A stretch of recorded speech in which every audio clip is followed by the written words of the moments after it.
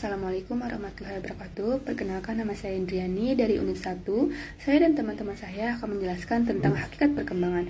Apa sih itu perkembangan? Perkembangan dimaknai sebagai suatu proses perubahan dalam diri individu atau organisme secara fisik maupun psikis menuju tingkat kedewasaan atau kematangan. Perkembangan itu berlangsung secara sistematis, progresif, dan berkesinambungan. Secara psikis, perkembangan mengarah kepada pembentukan kepribadian yang sangat menentukan seseorang dalam bersosialisasi. Sekian dari saya Indriani. Tentang apa sih itu perkembangan akan dilanjutkan oleh teman-teman saya Jaya Indra, Indrawan, Elfrida, Farel, dan juga Dila. Yang pertama akan dilanjutkan oleh Jaya Indra tentang pengertian perkembangan. Waktu dan tempatnya saya persilahkan. Terima kasih. Terima kasih Indriani. Halo teman-teman, saya Jaya Indra. Di sini saya ingin menjelaskan tentang apa itu perkembangan. Nah, pada dasarnya, perkembangan itu menunjuk kepada perubahan sistematik tentang fungsi-fungsi fisik dan psikis seseorang. Nah, perubahan fisik ini meliputi perkembangan biologis sebagai hasil dari konsepsi dan hasil dari interaksi proses biologis dan genetika dengan lingkungan. Sementara perubahan psikis itu menyangkut keseluruhan karakteristik psikologis individu, seperti perkembangan kognitif, emosi, sosial, dan moral. Nah, perkembangan adalah proses perubahan kualitatif dan kuantitatif individu dalam rentang kehidupannya, mulai dari masa konsepsi, bayi, anak-anak, masa remaja, sampai dengan masa dewasa. Dengan demikian, perkembangan dapat diartikan sebagai suatu proses perubahan dalam diri individu atau organisme, baik fisik maupun psikis, menuju tingkat kedewasaan yang berlangsung secara sistematis, progresif, dan berkesinambungan. Untuk materi selanjutnya, saya akan serahkan kepada Dila. Sebelumnya izinkan saya memperkenalkan diri. Saya Dila Hudarskia dari kelompok 1. Di sini saya akan menjelaskan apa yang dimaksud dengan sistematis, progresif, dan berkesinambungan. Dari yang pertama ada sistematis. Sistematis berarti perubahan dalam perkembangan itu bersifat saling ketergantungan atau saling mempengaruhi antara bagian-bagian organisme seperti fisik dan psikis, dan merupakan suatu kesatuan yang harmonis.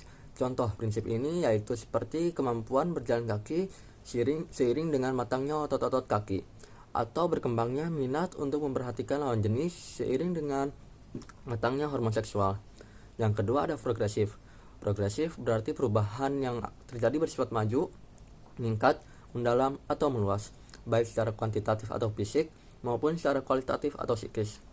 Contohnya, terjadinya perubahan proporsi dan ukuran fisik anak dari yang tadinya pendek menjadi lebih tinggi atau dari yang kecil menjadi lebih besar, dan perubahan pengetahuan atau kemampuan anak dari yang sebelumnya sederhana sampai kepada yang kompleks, seperti mulai dari mengenal huruf dan angka sampai kepada kemampuan membaca, menulis, serta berhitung.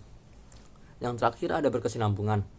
Berkesinambungan berarti perubahan pada bagian atau fungsi organisme itu berlangsung secara berurutan dan beraturan. Contohnya, untuk dapat berjalan, seseorang harus lebih dahulu telentang, tengkurap, duduk, rangkak, serta berdiri. Sedangkan untuk anak dapat berbicara, didahului dengan meraban, dan untuk mencapai masa dewasa harus melalui masa konsepsi seperti bayi, anak, dan remaja. Sekian dari saya. Selanjutnya ada ciri-ciri perkembangan. Mengenai ciri-ciri perkembangan dalam diri individu dapat diuraikan sebagai berikut. Yang pertama, terjadinya perubahan ukuran dalam aspek fisik, yaitu meliputi tinggi badan, berat badan, dan organ-organ tubuh lainnya. Sedangkan untuk aspek psikis, semakin bertambahnya perbendaharaan kata dan matangnya kemampuan dalam berpikir, mengamati, serta menggunakan imajinasi. Kemudian yang kedua adanya terjadi perubahan proporsi dalam aspek fisik. Proporsi tubuh anak berubah sesuai dengan fase perkembangannya, dan pada usia remaja, proporsi tubuh mendekati proporsi tubuh dewasa. Sedangkan pada aspek psikis, perubahan imajinasi dari yang fantasi ke realitas, dan perubahan perhatiannya dari yang tertuju kepada dirinya, perlahan-lahan meluas kepada orang lain, terutama kepada teman sebayanya.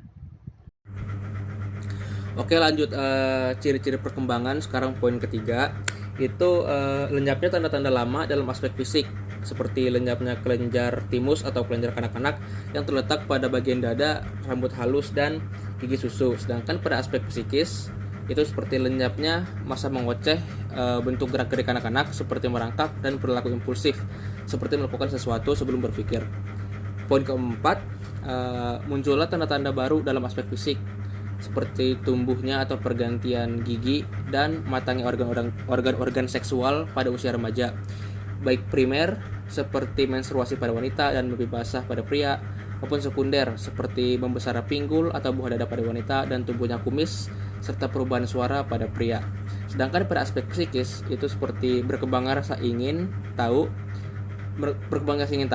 terutama yang berhubungan dengan ilmu pengetahuan, lingkungan alam, nilai-nilai moral dan agama.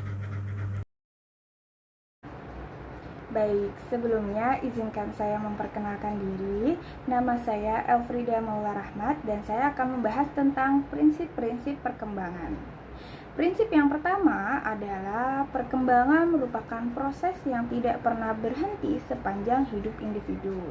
Maksudnya, perkembangan akan terus terjadi selama individu itu hidup. Yang kedua, semua aspek perkembangan itu saling mempengaruhi. Yang ketiga, perkembangan mengikuti pola atau arah tertentu. Yang keempat, perkembangan terjadi pada tempo yang berlainan. Yang kelima, setiap fase perkembangan mempunyai ciri khas. Dan yang terakhir atau yang keenam, setiap individu yang normal akan mengalami tahapan atau fase perkembangan. Sekian, terima kasih.